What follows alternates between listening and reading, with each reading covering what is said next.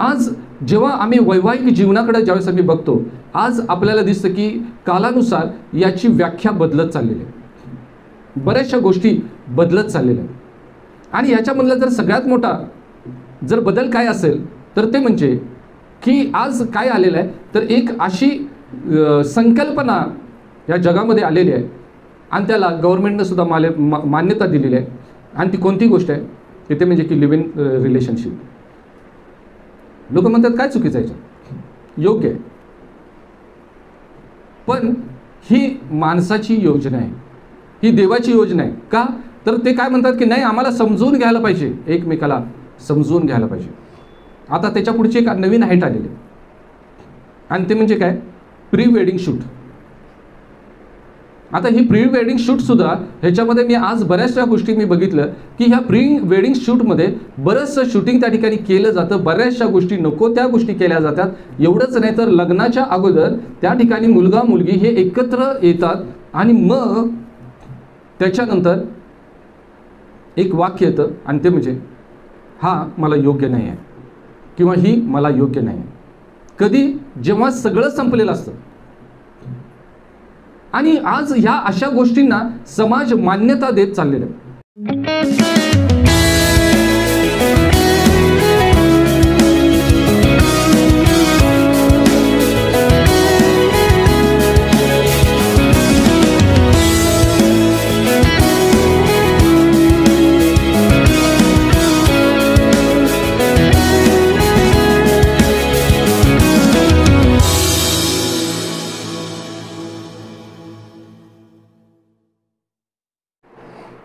दोन दिवसापूर्वी मी एक बातमी मी ऐकली की ते म्हणजे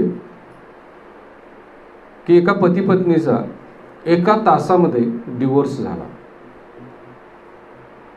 मी आश्चर्यचकित झालो की एका तासात डिवोर्स कसं होतंय, म्हणजे जास्तीत जास्त एक आठवडा एक महिना, पण एका तासात डिवोर्स कसं काय होऊ शकतं. आज जर आपण जर बघितलं तर आपल्याला एक गोष्ट दिसते, समजते की ते म्हणजे की वैवाहिक जे जीवन जे आहे, हे वैवाहिक जीवन हे संपूर्णपणे देवाच्या हातामध्ये आहे. आज या ठिकाणी मी ह्या विषयावर मी थोडंसं तुमच्याबरोबर बोलणार आहे, कारण आज आमच्या लग्नाला 27 वर्ष झालेले आहेत आणि ह्या 27 वर्षामध्ये देवानं ज्या पद्धतीनं तो आम्हाला घेऊन गेलेला आहे आणि त्या प्रत्येक परिस्थितीमध्ये देवानं एक गोष्ट आमच्या जीवनामध्ये केली की प्रत्येक गोष्टीमध्ये देवानं आम्हाला शिकवलं, प्रत्येक गोष्टीत देवानं शिकवलं. आणि हे वैवाहिक जीवन जे आहे हे शिकण्याचं आहे, कारण याच्यामध्ये दोन वेगवेगळ्या संस्कृती एकत्रित येत असतात, दोन वेगवेगळे घराणे एकत्रित येत असतात, दोन वेगवेगळे स्वभाव एकत्रित येत असतात. आणि ह्या सगळ्या वेगवेगळ्या गोष्टी ज्यावेळेस एकत्रित येतात त्यावेळेस तिथं एक गोष्ट घडायला सुरू होते आणि ते म्हणजे की ज्याला मी इंग्लिशमध्ये म्हणतो की ते म्हणजे की रबिंग, क्रशिंग, मोल्डिंग सगळं तिथं सुरू होतं. कारण का, त्या ठिकाणी जोपर्यंत ही गोष्ट घडणार नाही, म्हणजे जोपर्यंत ही आमच्यामध्ये रबिंग होणार नाही, क्रशिंग होणार नाही, मोल्डिंग होणार नाही, तोपर्यंत इथं जे देवाचं वचन जे आहे ते आमच्या जीवनामध्ये पूर्ण होणार नाही. आणि म्हणून आज आपण काही गोष्टी आपण देवाच्या वचनातून आपण शिकणार आहे. मोस्टली मला असं वाटतं की माझ्या लग्नाच्या वाढदिवसा दिवशी कपल सेमिनार घ्यावा असं मला बऱ्याच वेळेस असं वाटतं. आणि इनफॅक्ट मी 1 वर्ष मी घेतलं पण होतं आणि खूप चांगला रिस्पॉन्स पण मिळाला होता. पण मला प्रत्येक वेळेस असं वाटतं की खरोखर गरज आहे की कपल सेमिनारची, कारण आज कपल्सना काही गोष्टी सांगणं हे गरजेचं आहे. कारण शैतानाचं आज टार्गेट आहे की ते म्हणजे की ख्रिश्चन परिवार किंवा ख्रिश्चन पती पत्नी, आणि त्याच्यासाठी ह्या गोष्टींची खूप गरज आहे. म्हणून आज आपण काही गोष्टी आपण ह्या ठिकाणी देवाच्या वचनातून आपण शिकणार आहे आणि आपण समजून आपण घेणार आहे. आणि म्हणून त्याच्यासाठी उत्पत्ती याचा 2रा अध्याय आपण काढूया आणि त्याचं 18वं वचन आपण या ठिकाणी आपण वाचणार आहे. उत्पत्ती याचा 2रा अध्याय आणि 18वं वचन. यहोवा देव म्हणाला, मनुष्य एकटा असावा हे बरे नाही, मी त्याच्यासाठी त्याच्या योग्यतेचा मदतगार करीन.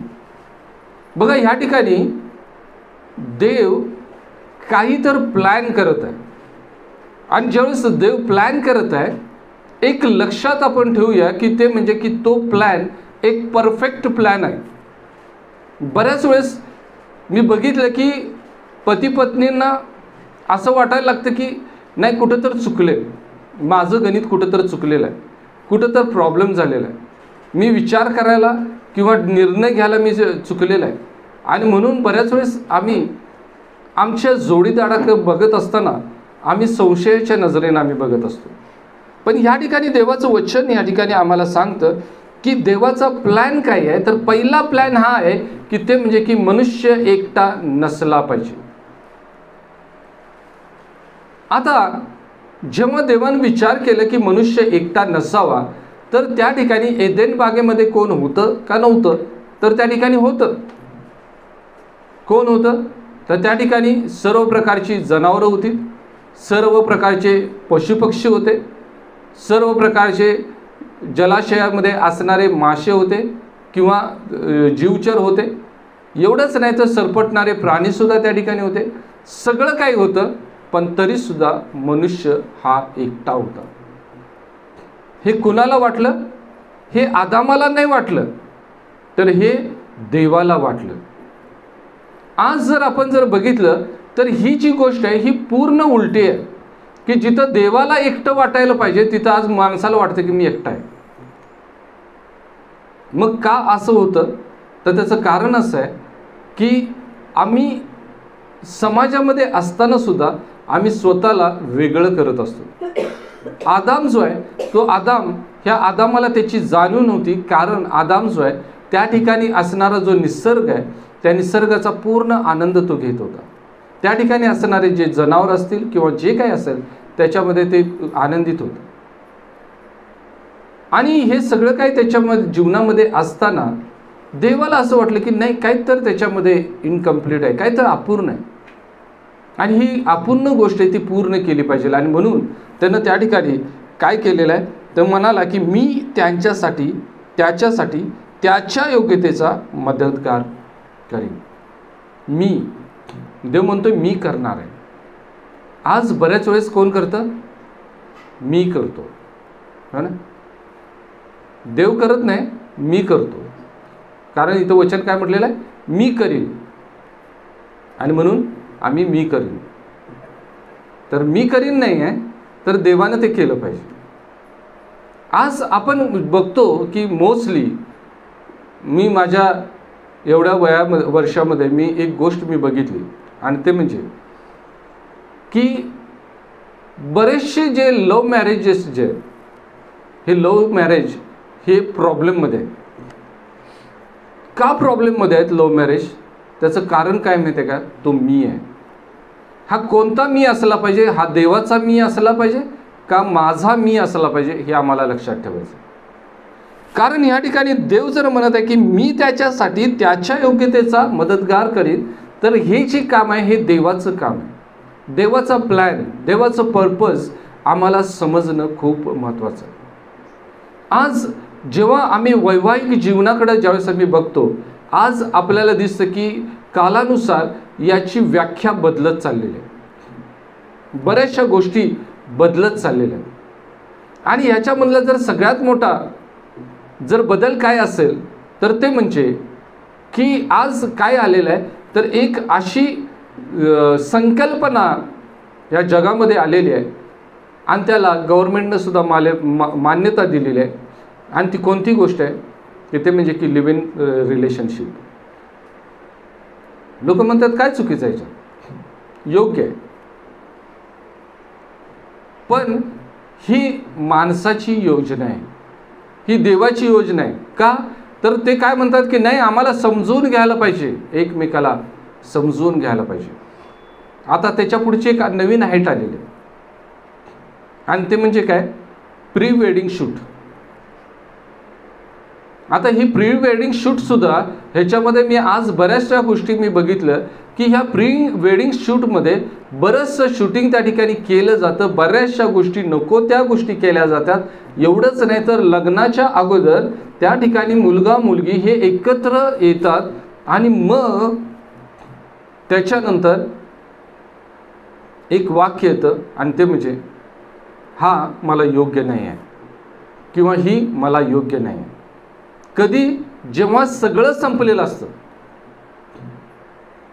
आणि आज ह्या अशा गोष्टींना समाज मान्यता देत चाललेला आहे. जर तुम्ही सदोम आणि गमोराची जर परिस्थिती जर बघितली तर सदोम आणि गमोरा हा जे बनला, हे दोन जे शहर जे बनले किंवा पापाचे जे सेंटर जे बनले, त्याचं कारण काय होतं माहिती आहे का? कारण हेच होतं, लोकांनी त्याला मान्यता देत गेले, प्रत्येक चुकीच्या गोष्टीला मान्यता देत गेले.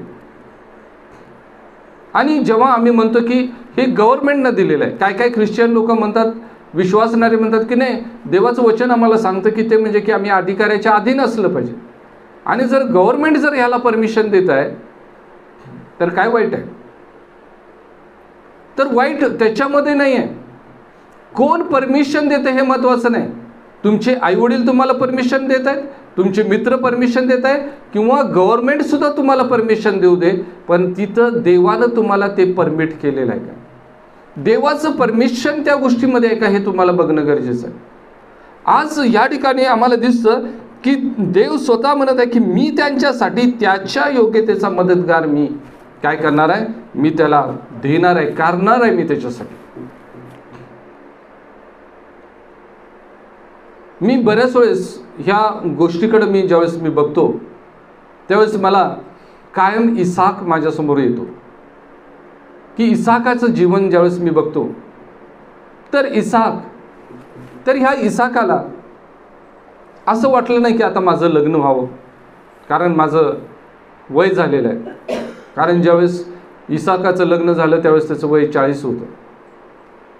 मग त्यानं हे विचार केला नाही की आता माझं 40 वर्ष झाले, आता मला लग्न करायला पाहिजे. हे इसाक विचार करत नव्हता, पण त्याच्या बापाला असं वाटलं, अब्रामाला वाटलं की आपल्या मुलाचं लग्न झालं पाहिजे. आणि बापानं प्लॅन केलेला आहे. लग्न ही संस्था जी आहे किंवा लग्न हा जो विधी जो आहे हा कुणी ठरवायचा आहे? पहिला तो विधी देवानं ठरवायचा आहे आणि दुसरं त्याच्या शारीरिक बापानं ठरवायचं. ते आम्ही निर्णय घ्यायचा नाही. बऱ्याच वेळेस आम्ही निर्णय घेतो, पण आम्ही ज्यावेळेस आम्ही निर्णय घेतो त्यावेळेस ते आमचे निर्णय हे चुकीचे असतात, हे आम्हाला पुढे जाऊन आमच्या लक्षात येतं. आणि मग आम्हाला असं वाटतं की आम्ही काहीतरी चुकीचं केलेलं आहे. या ठिकाणी देवानं काय केलं तर ह्या ठिकाणी आम्हाला दिसतं की यहोवा देवाने जमिनीतून प्रत्येक वनपशु, आकाशातील प्रत्येक पक्षी घडला आणि आदाम त्यांना काय काय नावाने हाक मारतो हे पाहावे म्हणून त्याने त्यांना त्यांच्याकडे आणले. आणि आदामाने प्रत्येक जिवंत प्राण्याला जे नाव देऊन हाक मारली तेच त्याचे नाव पडले. आणि आदामाने सर्व गुराढोरांना, आकाशातील पक्ष्यांना, सर्व वनपशूंना नावे दिली, परंतु आदामाला त्याच्या योग्यतेचा कोणी मदतगार मिळाला नाही. परत एकदा एक वचन मी वाचत आहे, एक भाग वाचत आहे. आदामाला त्याच्या योग्यतेचा कोणी मदतगार मिळाला नाही. देवानं त्याला एक फ्री विल दिलं. काय फ्री विल दिलं? त्याला सोडलं होतं एदन बागेमध्ये. आणि मग त्या एदन बागेमध्ये जे काही त्या ठिकाणी होते म्हणजे वनपशु होते, आकाशातील पक्षी होते आणि हे जे काही सर्व गुरढोरं जे होते हे सर्व काही हे त्याच्यासमोर होते आणि तो त्यांना काय म्हणतो हे तो बघत होता. म्हणजे त्यांच्याबरोबर त्याची सलगी होते का हे तो बघत होता. आज जर तुम्ही जर बघितला तर बायबल जे आहे ते बायबल एका गोष्टीला मान्यता देत नाही आणि ते म्हणजे की जनावराबरोबर संबंध ठेवणं याला बायबल परमिशन देत नाही. पण आपल्या देशामध्ये, भारतामध्ये एक ठिकाण आहे, त्याचं नाव असं आहे की खजुराहो. आणि ह्या खजुराहोमध्ये एक मंदिर आहे आणि त्या मंदिरामध्ये हे अशा प्रकारच्या बऱ्याचशा कलाकृती त्या ठिकाणी तयार केलेल्या आहेत, मूर्ती बनवलेल्या आहेत की ज्यामध्ये पुरुषाचा स्त्रीचा जनावराशी संबंध हे त्या ठिकाणी दाखवलेलं आहे. या ठिकाणी आम्हाला दिसतं की त्या आदामाला त्याच्यामध्ये योग्यतेचा कुणीही मदतगार त्याला मिळालेला नाही. बायबल ह्या गोष्टीला खूप महत्त्वाचं स्थान देतं की ते म्हणजे की ही गोष्ट मनुष्यानं केली नाही पाहिजे. आज या ठिकाणी मला तुम्हाला सांगू द्या की ते म्हणजे की बऱ्याच वेळेस आज भलेही आम्ही 4 पायाच्या जनावराबरोबर जरी आम्ही आमचं रिलेशन ठेवत नसलो तरी आम्ही बऱ्याच वेळेस चुकीचे जोडीदार आम्ही आमच्या आयुष्यामध्ये आम्ही निवडतो. मग हे आम्हाला कधी समजणार? हे आम्हाला खूप उशीर होतं की खूप उशिरानं समजतं की आमचा जोडीदार चेंज झालेला आहे, चुकलेला आहे. मग देव काय म्हणतो? आता तू चेंज कर म्हणतो काय? नाही म्हणतो. आम्हाला चेंज काय करायचं आहे? आम्हाला जोडीदार चेंज करायचं नाही तर आम्हाला स्वतःला चेंज करायचं आहे. आम्हाला स्वतःला बदलायचं आहे, जोडीदाराला नाही बदलायचं. पण आज आम्हाला दिसतं की गव्हर्नमेंटनं किंवा सरकारनं आम्हाला मान्यता दिल्यामुळं आम्ही काय करतो की आम्ही डिवोर्सचा आम्ही आधार घेतो आणि आम्ही आमचा जोडीदार आम्ही चेंज करतो.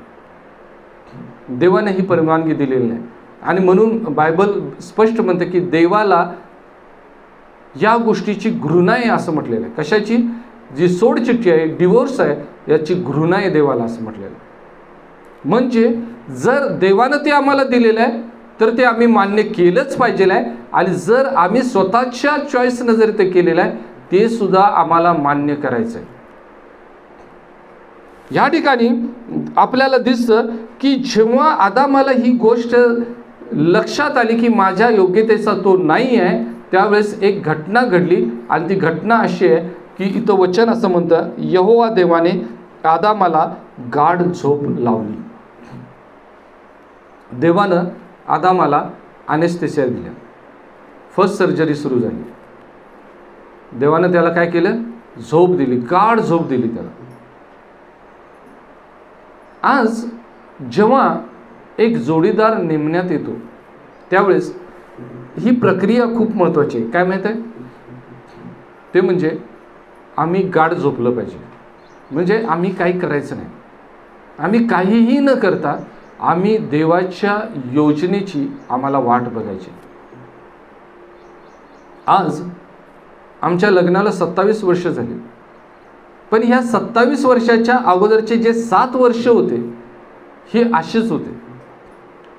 ह्या 7 वर्षामध्ये अशा गोष्टी जीवनामध्ये होत्या की जिथं एक सर्वसाधारण तरुण एक निर्णय घेऊ शकला असता की ते म्हणजे की माझ्या इच्छेप्रमाणे मी करणार आहे, मी त्याला विरोध करणार आहे, मी त्याच्या विरुद्ध बंड करणार आहे आणि मला ती गोष्ट करायची नाही, हे मी करू शकलो असतो. पण एक गोष्ट मला माहीत होती की ते म्हणजे की जर देवानं ते दिलेलं आहे तर देवच पूर्ण करणार आहे. देवाचा प्लॅन जो आहे तो मला पूर्ण करायचा नाही तर तो प्लॅन त्याला पूर्ण करायचा. मनुष्याचा प्लॅन काय होता की देवाचा प्लॅन हाणून पाडायचा होता आणि म्हणून माणसानं जेवढं होईल तेवढं प्रयत्न केलं की ते म्हणजे की तो प्लॅन कसा उद्ध्वस्त होईल याच्याकडे त्याने पूर्ण रीतीनं प्रयत्न केले.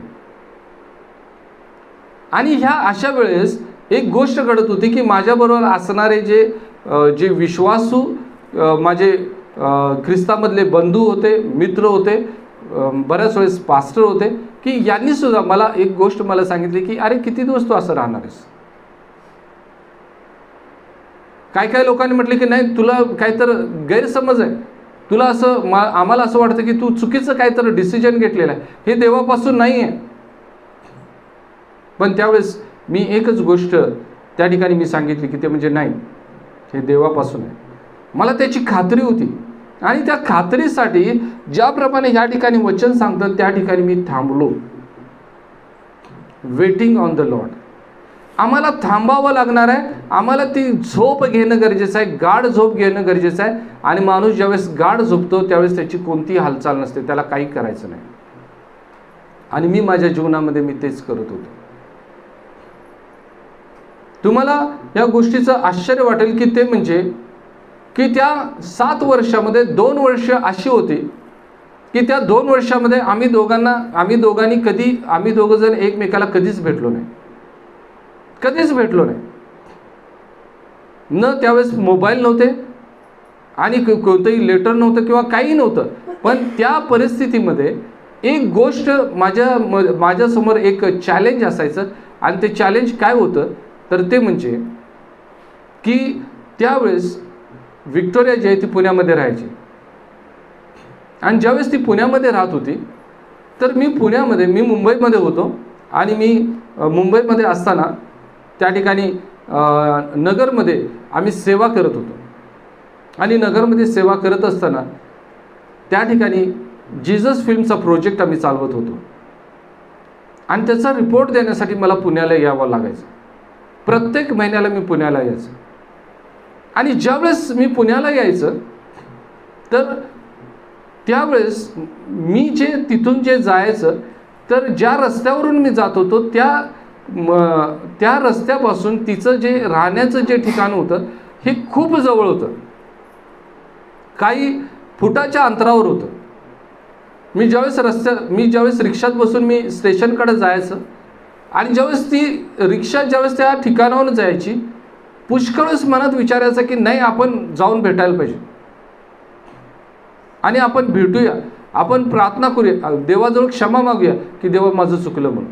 पण मी म्हटलं की नाही, जर देवानं थांबायला सांगितलेलं आहे तर मला थांबायचं आहे. ही सोपी गोष्ट नाही. जेवढी आज कदाचित मी सांगताना आपल्याला सोपी गोष्ट वाटत असेल पण ही एवढी सोपी गोष्ट नव्हती. पण ती गोष्ट करणं मला भाग होतं किंवा मी ती गोष्ट केली. आणि हे शक्य का झालं कारण ही देवाची कृपा होती माझ्यावर. मला तुम्हाला सांगायचं आहे की जेव्हा देव ज्यावेळेस आम्हाला एखाद्या गोष्टीसाठी तयार करत असतो किंवा एका प्रोसिजर साठी तयार करत असतो त्या ठिकाणी आम्हाला थांबणं गरजेचं आहे. आम्हाला देवाला कार्य करू देणं गरजेचं आहे. देवानं त्याला गाढ झोप लावली, तो झोपी गेला तेव्हा त्याने त्याच्या फासळ्यांपैकी एक फासळी घेतली आणि तिच्या ठिकाणी मांस भरून आणले. या ठिकाणी काय घडलेलं आहे, त्यानं त्याची फासळी काढलेली. ही जगातली पहिली सर्जरी आहे की जी सर्जरी देवाने केलेली आहे. त्यानं या ठिकाणी त्याच्या शरीरातनं फासळी काढली, त्याची एक बरगडी त्याने काढली आणि ती जागा जी आहे त्यानं मांसानं भरली. आज जर आमचं लग्न झालं असेल तर जे आमची सहचरणी आहे किंवा जी पत्नी जी आहे ती आमच्यामधून काढलेली आहे. कधी काढलेली आहे, त्या 1000 वर्षापूर्वी काढलेले. हे प्रोसिजर 1000 वर्षापूर्वी घडलेलं आहे आणि आज तीच गोष्ट घडत आहे. आणि आज ती जी जागा जी आहे त्या ठिकाणी ती जागा मांसानं भरलेली आहे. आता या ठिकाणी देव एक वेगळं रेव्हलेशन मला देत आहे जे मी तुम्हाला सांगत आहे. काय तर ती जी फासळी जी आहे ती फासळी ती कोण होती तर ती फासळी हवा होती. आणि त्या हवेला काय केलेलं आहे देवानं, त्याच्या शरीरातून त्यानं बाहेर काढलेलं आहे, वेगळं केलेलं आहे. आज बऱ्याच लोकांनी आपल्या फासळीला शरीरातून वेगळं केलेलं नाही तर त्यांनी तिथंच ठेवलेलं आहे. म्हणजे आपल्या पत्नीला एवढं स्थान देतात की जी जागा तिथं असली पाहिजे. आता तिथं कुठली जागा असली पाहिजे तर ती फासळी काढली आणि तिथं काय म्हटलेलं आहे, मांस त्या ठिकाणी भरलेलं आहे. आता हे जे मांस जे आहे हे काय आहे तर आम्ही जर देवाचं वचन जर वाचलं तर आम्हाला लक्षात येईल हे मांस म्हणजे काय आहे तर तो प्रभू येशू ख्रिस्त आहे. तो प्रभू येशू ख्रिस्त आहे की त्या ठिकाणची जी जागाळा जी पोकळी त्या ठिकाणी जी निर्माण झाली त्या ठिकाणी देवानं येशू ख्रिस्ताला त्या ठिकाणी ठेवलेलं आहे की जेणेकरून ती पोकळी त्याला जाणवली नाही पाहिजे. आज या ठिकाणी मला तुम्हाला सांगू द्या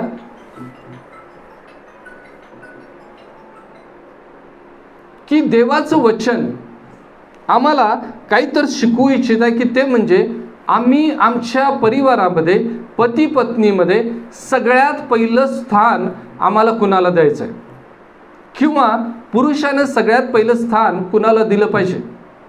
आज मी बघितलं की बरेचसे पुरुष आहेत की ते देवापेक्षा सुद्धा ते आपल्या पत्नीला स्थान देतात, आपल्या पत्नीच्या संमतीनं चालतात. तुम्हाला माहीत आहे त्याची उदाहरणं बायबलमध्ये आहेत. मी याच्यावर संदेश सुद्धा दिला होता. 2 व्यक्ती आहेत की ज्यानं देवापेक्षा पत्नीला अधिक स्थान दिलं. तुम्हाला माहित आहे का कोण ते 2 व्यक्ती आहेत की ज्यांनी देवापेक्षा पत्नीला स्थान दिलं, आणि देवाचं जे ऐकायचं होतं ते देवाचं ऐकण्यापेक्षा त्यांनी पत्नीचं ऐकलं, आणि त्यामुळं त्यांच्या जीवनामध्ये मृत्यू आला. माहीत आहे तुम्हाला कोण 2 ही कपल होते? माहीत आहे कोण पुरुष होते? माहीत आहे? पहिला होता आदाम. आदामानं आपल्या बायकोचं ऐकलं. आज्ञा कुणाला दिली होती? आदामाला दिली होती. मग जर आदामाला आज्ञा दिली होती तर त्याचं पालन आदामानं करायला पाहिजे होतं. आदामानं त्या ठिकाणी हवेसाठी मध्यस्थी करायला पाहिजे होती. पण या ठिकाणी आम्हाला दिसतं की आदामानं काय केलं, की आदामानं आपल्या पत्नीचं त्यानं ऐकलं, त्यानं ते फळ खाल्लं, आणि परिणाम काय झाला की त्यांच्या जीवनामध्ये आत्मिक मृत्यू आला. दुसरा पती पत्नी आहे, दुसरा पती आहे, आणि तो म्हणजे हनन्या आणि सफीरा. ह्या दोघांनी सुद्धा काय केलं? संगनमत केलं. आणि वचन स्पष्ट म्हणतं की हनन्यानं आपल्या पत्नीचं ऐकलं, आणि पत्नीचं ऐकून त्यानं जे काही संपत्ती होते त्याच्यातलं काही गोष्टी त्यानं राखून ठेवली, आणि त्याचा परिणाम असा झाला की ते दोघं सुद्धा मेले. आज बऱ्याच वेळेस काही लोक म्हणतात की नाही, आम्हाला ऐकायला लागतं, घरामध्ये बायकोचं ऐकायला लागतं. बरोबर आहे, ऐकायला पाहिजे, पण काय ऐकायला पाहिजे हे पण आम्हाला समजलं पाहिजे की बायकोचं काय ऐकायचं आहे. कारण देवाचं वचन आम्हाला सांगतं की स्त्रीचं मस्तक कोण आहे? तर पुरुष आहे. मग पुरुष जर हा स्त्रीचं मस्तक आहे तर मस्तक डिसिजन घेतं, आणि डिसिजन जो आहे तो डिसिजन पुरुषाने घेतला पाहिजे.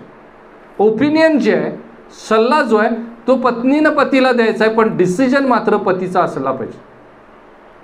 बऱ्याच वेळेस मी काही लोकांच्याकडून मी ही गोष्ट ऐकली की ते म्हणतात की आम्ही दोघं जण पती पत्नी आम्ही प्रार्थना करून आम्ही निर्णय घेतो. मला माहीत नाही की हा कुठला बिब्लिकल वे आहे, मला माहीत नाही. आम्हाला सुद्धा काही लोकांनी म्हणजे सेवक लोकांनी आम्हाला हे शिकवलं होतं, पण मला बायबलमध्ये कधी दिसलं नाही. आणि त्यामुळं मी आज सुद्धा बऱ्याच वेळेस अशा ज्यावेळेस गोष्टी घडतात त्यावेळेस मला असं वाटतं की जिथं जिथं पती पत्नीने संगनमत केलेलं आहे बायबलमध्ये, त्या ठिकाणी प्रॉब्लेम तयार झालेला आहे. आणि म्हणून पती पत्नीने संगनमत करण्यापेक्षा पतीने डिसिजन घेणं हे खूप महत्त्वाचं आहे. कारण ह्या ठिकाणी आम्हाला दिसतं की ती जी जागा जी आहे ती जागा प्रभू येशू ख्रिस्ताला दिलेली आहे, आणि प्रभू येशू ख्रिस्तानं ते काम करणं गरजेचं आहे. आणि म्हणून पुरुषाचं जे मस्तक जे आहे तो ख्रिस्त आहे. आता पुरुषानं काय करायचं आहे तर ख्रिस्ताचं त्यानं ऐकायचं आहे. ख्रिस्त काय सांगत आहे ते आम्हाला बघायचं आहे. काल सुद्धा आम्ही एका परिवारामध्ये गेलो, तर त्या ठिकाणी तो बोर्ड होता, Christ is the head of this house. पूर्वीच्या काळामध्ये मी बऱ्याच वेळेस सांगितले की हे बोर्ड असायचा, Christ is the head of the house. आमच्या परिवाराचा येशू ख्रिस्त हा काय असला पाहिजे? मस्तक असला पाहिजे. आज परिवारामध्ये जर तुम्ही बघितलं तर परिवारामध्ये ऐकता नाही आहे, तर त्याचं कारण काय माहीत आहे? त्याचं कारण एकच आहे की हेडशिप जी आहे ही हेडशिप कोणी घेतली पाहिजे हे आपण मान्य करण्यासाठी आपल्याला समजून घेतलं पाहिजे. हेडशिप आज परिवारामध्ये ही हेडशिप कुणाकडे आहे? काही परिवारामध्ये तुम्ही जर बघितला तर हेडशिप नसतं, बिन हेडचं घर चाललेलं असतं. म्हणजे तिथं हे नाही आहे, डोकं नाही आहे ना. जसं माझे वडील मला कायम सांगायचे की ते वाल्लेसवाडीमध्ये एक भूत आहे की त्याला डोकं नाही, ते बिन डोक्याचं फिरत असतं, म्हणजे त्याला मुंडकच नाही वरती. हे असे बरेचसे परिवार आहे की जिथं हेडशिप नाही किंवा त्या हेडशिपच्या अंडरमध्ये ती गोष्ट जात नाही. मला तुम्हाला ह्या ठिकाणी सांगायचं की देवानं ती जागा भरलेली आहे आणि मग त्यानं त्या फासळीतून ती फासळी आदामातून काढून घेतली आणि तिची स्त्री बनवली आणि तिला आदामाकडं आणलेलं आहे. बघा, हे बिब्लिकल प्रोसिजर आहे की इथं असं म्हटलेलं आहे की तिला आदामाकडं आणलेलं आहे. कुणाला? स्त्रीला आदामाकडं आणलं. पण आज आमची संस्कृती काय आहे तर पुरुष त्या ठिकाणी स्त्रीकडे जातो, मुलगी बघायला गेलेला आहे. हे बिब्लिकल नाही आणि मान्य सुद्धा करत नाहीत काय काय लोक. मी सोडून देतो त्या गोष्टी.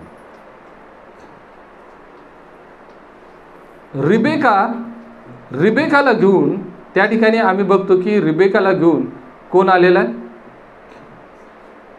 एलियाजर आलेला आहे. म्हणजे याचा अर्थ असा आहे की इसाक गेलेला नाही त्या ठिकाणी. अब्राहम त्या ठिकाणी काय म्हणत आहे? अब्राहम म्हणत आहे की मी माझ्या मुलाला तिकडे मी पाठवणार नाही, पण तिनं त्या ठिकाणी आलं पाहिजे. मला तुम्हाला सांगू द्या की आज ही जी बिब्लिकल मेथड आहे, हे सिस्टम आहे, हे आम्हाला पाळणं खूप गरजेचं आहे. देवानं स्त्रीला घेऊन आदामाकडं आला. आता काय घडलेलं आहे बघा त्या ठिकाणी. आदाम म्हणाला, आता ही मात्र माझ्या हाडाचे हाड व माझ्या मांसाचे मांस आहे, हिला नारी म्हणावे. बघा, इथं आदाम काय म्हणत आहे? हे कोण म्हणत आहे? आदाम म्हणत आहे. आदामाची सर्जरी झाली, एक सक्सेसफुल सर्जरी झाली. पण ही सक्सेसफुल सर्जरी झालेली असताना याच्यामधलं रहस्य मी तुम्हाला सांगतो. ही सर्जरी झालेली असताना ज्यावेळेस तिला घेऊन आले, तर घेऊन आल्या आदाम काय म्हणाला? ही माझ्या हाडातलं हाड आहे, माझ्या मांसातलं मांस आहे. बऱ्याच वेळेस आज सुद्धा आपण बघितलं तर आजच्या तरुणांमध्ये हीच गोष्ट दिसते. ते म्हणजे प्रत्येक मुलगी दिसली की असं वाटतं की ही माझ्या बहुतेक हाडातलं हाड आहे वाटतं, हे माझ्या मांसातलं मांस आहे वाटतं. मग ती प्रत्येकामध्ये तेच बघायचा प्रयत्न करत असतो. पण एक लक्षात ठेवायचं की ते म्हणजे की ज्यावेळेस आम्ही हे वचन या ठिकाणी वाचतो त्यावेळेस ते आतून कन्व्हिक्शन जे आहे ते आतून कन्व्हिक्शन होतं. हे खूप मोठा सब्जेक्ट आहे आणि त्यामुळे मी त्याच्यामध्ये मी जाणार नाही आहे. ॲक्च्युली हा कपल सेमिनारचा हा विषय आहे. पण इथं मला तुम्हाला सांगू द्या की आदामाला लक्षात आलं की ही माझी खरी सहचरणी आहे. आणि मग त्यानं असं म्हटलेलं आहे की तो म्हणतो की कारण ती नारी काय आहे? कारण ती नरातून काढलेली आहे.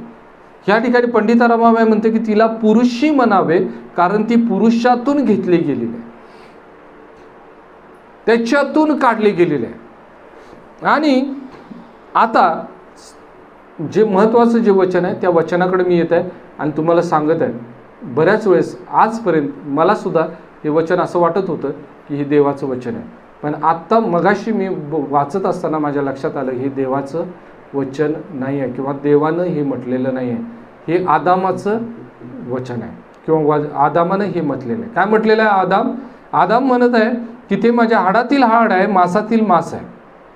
आणि पुढं 24व्या वचनामध्ये म्हणतो, यामुळं पुरुष आपल्या आईबापाला व आपल्या बापाला व आपल्या आईला सोडून देईल व आपल्या बायकोशी जडून राहील. काय म्हणत आहे? हे कोण म्हणत आहे? आदाम म्हणत आहे. ह्या ठिकाणी काय म्हणत आहे तो? की पुरुष आपल्या बापाला व आपल्या आईला सोडून देईल व आपल्या बायकोशी जडून राहील आणि ती दोघे एक देह होतील. ह्या ठिकाणी सोडणं जे आहे हे सोडणं खूप महत्त्वाचं आहे. जेव्हा लग्न होतं, लग्न झाल्यानंतर हे सोडणं खूप महत्त्वाचं आहे. कुणी सोडायचं आहे? फक्त पुरुषानं सोडायचं आहे. बरोबर आहे ना? फक्त पुरुषानं आपल्या आईबापाला सोडायचं आहे, असं आहे ना? कारण वचन स्पष्ट सांगते ना की पुरुषानं सोडायचं. मग ह्या वचनाप्रमाणे पुरुषानं घर जावई व्हायला पाहिजे, आहे की नाही? पण घर जावई होऊ शकणार आहे का तो? नाही होणार. मग मला या ठिकाणी तुम्हाला सांगायचं आहे की बायबल ज्यावेळेस लिहिलं गेलं, ते बायबल जे आहे ज्यावेळेस लिहिलं त्यावेळेस तो जो काळ जो होता त्यावेळेस पुरुष प्रधान काळ होता, पुरुषाची सत्ता त्यावेळेस होती. आणि त्यामुळे पुरुषाची सत्ता असल्यामुळे तुम्ही बायबलमधले बऱ्याचशा गोष्टी तुम्हाला दिसतील ज्यामध्ये पुरुषाला अधिक महत्त्व दिलं गेलेलं आहे. पण देवाच्या नजरेमध्ये दोघं सुद्धा सारखे आहेत, दोघांमध्ये भेद नाही आहे देवा. मग ज्यावेळेस सोडायचं आहे त्यावेळेस कुणाला सोडायचं आहे? कुणी सोडायचं आहे? दोघांनी सुद्धा सोडायचं आहे. कुणाला सोडायचं आहे? आपल्या बापाला आणि आईला सोडायचं आहे. कुठं? वृद्धाश्रमामध्ये सोडायचं आहे ना, असं सांगितलं काय? मग सोडायचं म्हणजे नक्की काय सोडायचं? त्या दोघांनी नक्की सोडायचं म्हणजे काय करायचं आहे हे आम्हाला समजलं पाहिजे. इथं जर आपण जर बघितलं तर आपल्या लक्षात येईल त्या दोघांनी काय सोडायचं माहिती आहे? पहिली गोष्ट फिजिकल अटॅचमेंट सोडायचं आहे. जे आपल्या आईवडिलांच्या बरोबर असणारं जे फिजिकल अटॅचमेंट आहे ते सोडायचं. इसाकाच्या जीवनामध्ये तुम्ही बघा की ज्यावेळेस रिबेका त्याच्याजवळ आली त्यावेळेस असं म्हटलेलं आहे, तो सांत्वन भरून पावला आणि त्याच्या आईची जी पोकळीची आहे ती त्यालाची भरून निघाली. आज आपल्याला माहिती आहे की बरेचसे पुरुष कोण असतात? बेबीज बॉय, काय मदर्स बॉय असतात ना, काय म्हणतात त्याला? मम्माज बॉय, मम्माज बॉय असतात है ना. खूप अटॅचमेंट असतं. आणि मुलगी पापा की परी है ना, हे दोघांचं अटॅचमेंट असतं. आज ज्यावेळेस देव ह्या ठिकाणी सोडण्यासाठी सांगतोय ना, ती हीच गोष्ट सोडायला सांगतोय. काय सोडायला माहिती आहे का? की जे अटॅचमेंट जे आहे ते अटॅचमेंट आम्हाला सोडायचं.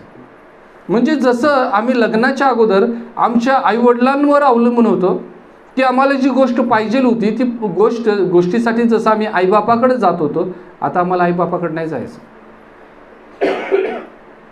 पत्नीनं कोणाकडे जायचं आहे? पतीकडे जायचं. पतीचं कर्तव्य काय? त्यानं त्याची ती गरज पूर्ण केली पाहिजे.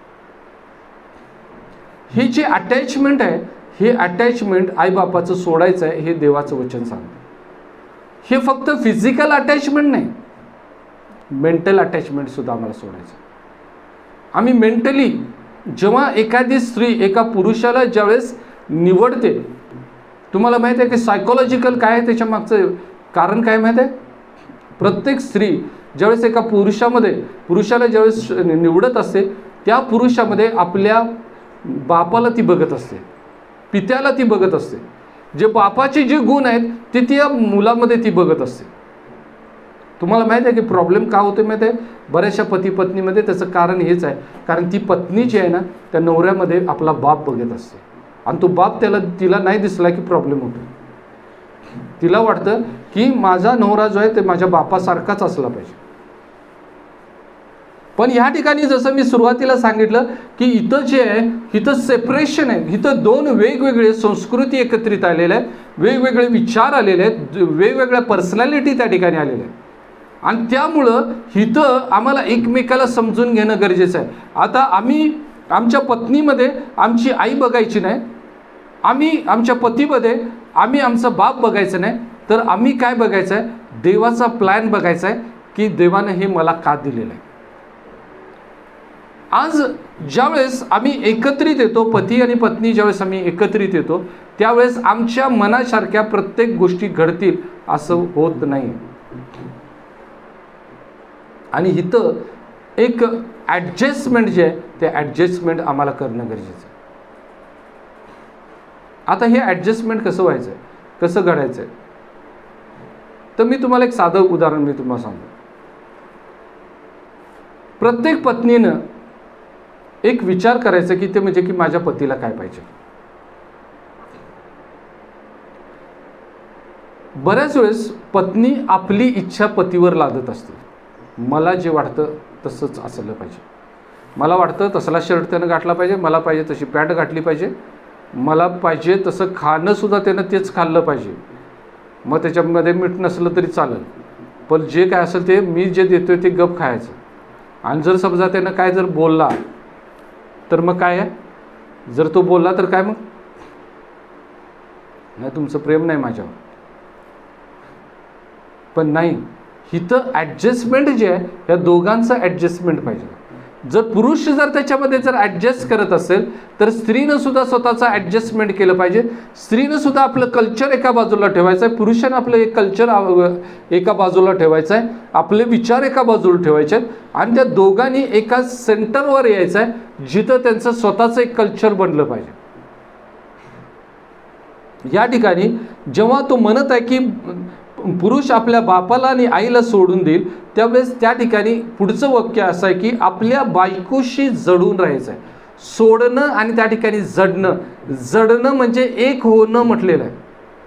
म्हणजे त्यांचे थिंकिंग एक असले पाहिजे, दोघांचे विचार एक असले पाहिजे. म्हणून मी मागं सुद्धा मी बोललो होतो की जेव्हा पती पत्नी काही का सर्टन वयाचे होतात किंवा त्यांच्या मॅरेजला एक सर्टन वय होतं, त्यावेळेस ते दोघं जर पती पत्नी म्हणून कधीच दिसत नाही, तर ते बहीण भाऊ म्हणून दिसतात. ते दिसायला भले फिजिकली जरी त्यांचं स्ट्रक्चर जरी वेगळं असलं तरी बघितलं तर असं वाटतं की नाही हे बहुतेक बहीण भाऊ आहेत वाटतं. कारण त्यांचं रिलेशन तसं बनलेलं असतं, त्यांचं अंडरस्टँडिंग त्या पद्धतीने बनलेलं असतं. या ठिकाणी तो म्हणतो की बायकोशी तो जडून राहील आणि ती दोघं एक देह होती. ते दोघं एक देह होते. हे एक असं नाही. आज ही जे रहस्य आहे, हे रहस्य आम्हाला समजून घेणं खूप महत्वाचं आहे.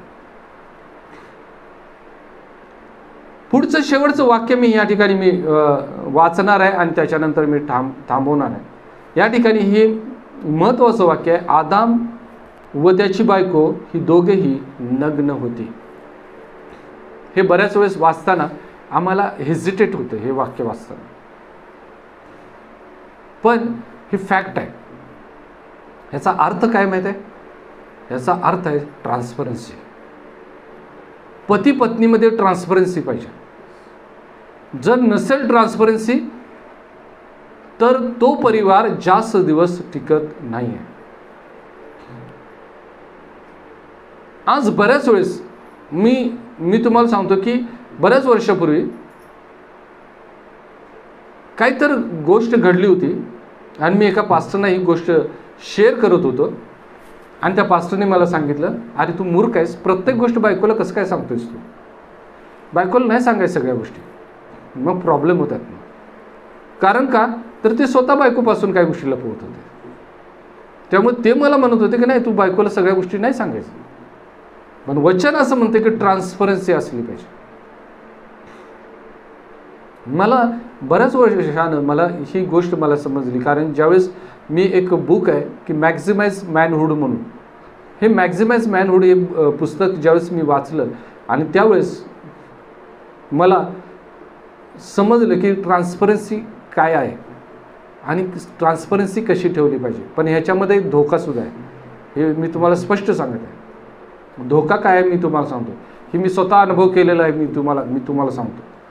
आम्ही ट्रान्सपरन्सी ठेवतोय पती पत्नीमध्ये, पण पत्नीचं तेवढं अंडरस्टँडिंग पाहिजे. जर समजा पतीनं एखादी गोष्ट पतीला जर बोलली तर पतीचं तेवढं अंडरस्टँडिंग पाहिजे. एक पुण्यामध्ये मी असताना एक पती पत्नी होते, नुकतंच त्यांचं लग्न झालं होतं, दोघंच सेवा करायचे. आणि लग्नाच्या ठरल्यानंतर त्यांचं लग्न ठरल्यानंतर दोघांचं खूप प्रेम होतं आणि तो ॲक्च्युली पती खूप चांगला होता, खूप इनोसंट होता, खूप चांगला होता आणि त्या मुलीच्या मानाने तो खरंच खूप चांगला होता. आणि हे दोघांचं ज्यावेळेस लग्न झालं, लग्नानंतर काही महिन्यातच प्रॉब्लेम सुरू झाले. आणि मग ती यायची मला सांगायची, कारण आम्ही एकत्र सेवा करत होतो, ती यायची मला सांगायची, पास्टर बघा की माझा नवरा असं करायला लागला, असं झालं बघा, तसं झालं. मग तो यायचा मला म्हणायचा, पास्टर जरा हिला समजून सांगा, बघा हे असं व्हायला लागलं. मग एक दिवस तिनं मला एक गोष्ट सांगितली आणि ती खूप शॉकिंग गोष्ट होती. कदाचित आपल्यासाठी ती एक हसण्याची गोष्ट असेल, पण ही खूप शॉकिंग होती. ती म्हटली की तुम्हाला माहीत आहे काय, मी एकदा ह्याला बघितलं तरी एका मुलीकडे बघत होता म्हटलं. मग मी म्हटलं तू का मुलीकडे बघायला आलास? तर म्हटलं काय नाही, मी असंच बघायला लावलंय. मग तो म्हणाले की तू असंच बघायला आलीस. ती म्हणाली की असं कसं काय बघायला आलीस. नाही, ती दिसायला सुंदर आहे, माझ्या डोक्यात काय विचार नाही, चांगलं आहे, दिसायला चांगलं आहे म्हणून मी त्याच्याकडे बघायला लावलं. तुला पण एखादा मुलगा जर चांगला जर दिसला तर तू पण बघ त्याच्याकडं, काय प्रॉब्लेम आहे त्याच्यात. मला हे जे थिंकिंग आहे मला एवढं विशेष वाटलं मला त्याचं. मी त्याला मग नंतर मी समजून सांगितलं, बाबा हे असलं काही करू नकोस तू. म्हणजे ह्या ठिकाणी ट्रान्सपरन्सी बद्दल मी बोलायला लागलोय. ही ट्रान्सपरन्सी नाही आहे. ही बऱ्याच वेळेस काय होतं की पती जो असतो पत्नीसमोर ट्रान्सपरंट राहतो, पण पत्नी त्याच्याबरोबर ट्रान्सपरंट राहते का हे पण त्यानं बघणं गरजेचं आहे. पत्नीनं पण तेवढंच ट्रान्सपरंट असलं पाहिजे. ही जी ट्रान्सपरन्सी जी आहे ही आमच्या सगळ्या गोष्टींमध्ये ट्रान्सपरन्सी असली पाहिजे, कारण त्याच्यामुळं आमचं जे रिलेशन जे आहे हे रिलेशन काय होत जातं, वाढत जातं, आशीर्वादित होत जातं. तर आज या ठिकाणी मी तुम्हाला सांगत आहे की ते म्हणजे की इथं जे वचन म्हणतं की ते दोघंही नग्न होते तरी त्यांना लाज वाटत नव्हती. आज आम्हाला लाज वाटली नाही पाहिजे. ट्रान्सपरन्सी, आमच्या ट्रान्सपरन्सीमध्ये आम्ही टोटल ट्रान्सपरंट असलं पाहिजे. आणि म्हणून हवेनं काय केलं, तिची ट्रान्सपरन्सी दाखवली. तिनं फळ घेऊन आली त्याच्याकडं आणि त्याला फळ दिली. आणि आदामसुद्धा ट्रान्सपरंटच होता, त्यामुळं त्यानं फळ पण खाल्ला. ही असली ट्रान्सपरन्सी नको आहे आम्हाला.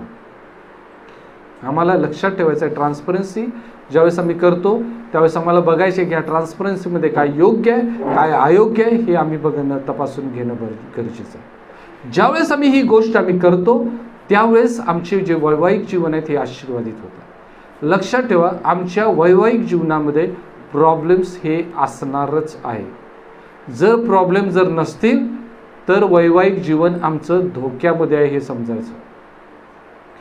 कारण मला माहीत आहे की मी असे बरेचसे परिवार मी बघितले की त्यांच्यामध्ये एवढे सिव्हिअर प्रॉब्लेम होते, पण ज्यावेळेस ते दोघंजण एकत्रित यायचे ते खूप प्रेम असायचं त्यांच्या. नवऱ्यानं बाहेर दुसरी बाई ठेवलेली असायची आणि बायकोला काहीच माहीत नसायचं. बायको म्हणायची की माझ्या नवऱ्यासारखा नवराच नाही. का तर तो सगळं बाहेर करायचा आणि येताना एक साडी घेऊन यायचा तिला, आणि बायकोला साडी दिली की बायको खुश. येताना तिला दागिने घेऊन यायचा, बायको खुश, म्हणायची माझा नवरा नाहीच असा. शेवटी त्या ठेवलेल्या बाईच्या घरातली माणसं आलीत मारायला तरी ती म्हणाली नाही माझा नवरा असा नाहीच आहे. ही आमची ट्रान्सपरन्सी आहे. ही ट्रान्सपरन्सी नाही आहे. चुकीच्या आणि योग्य गोष्टी आम्हाला समजून घेणं गरजेचं आहे. ट्रान्सपरन्सीमध्ये आम्हाला काय करायचं आहे हे आम्हाला समजून घेणं गरजेचं आहे. या ठिकाणी मी जास्त वेळ घालवता या ठिकाणी मी थांबणार आहे. पण जाता जाता एकच गोष्ट मी तुम्हाला सांगू इच्छितो की वैवाहिक जीवन जे आहे ही देवाची योजना आहे. आणि हे देवानं योजलेले जे हा जो पॅटर्न जो आहे तो आम्हाला समजून घ्यायचा आहे आणि देवाच्या पॅटर्नमध्ये आम्हाला चालायचं आहे, तर आमचं वैवाहिक जीवन आशीर्वादित होणार आहे. यावेळेस आपण आपले डोळे बंद करूया, देवाजवळ आपण येऊया आणि देवाजवळ येऊन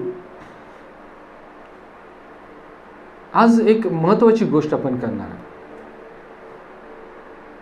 आज मला एक गोष्ट देव मला दाखवत आहे.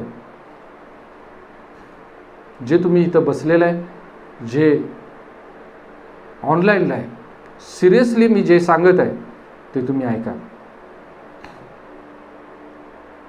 आज आपल्यामध्ये बहुतांशी आम्ही जर प्रत्येकजण आमच्या लाईफ पार्टनरच्यामुळं हर्ट झालेलं आहे, दुखावलं गेलेलं आहे.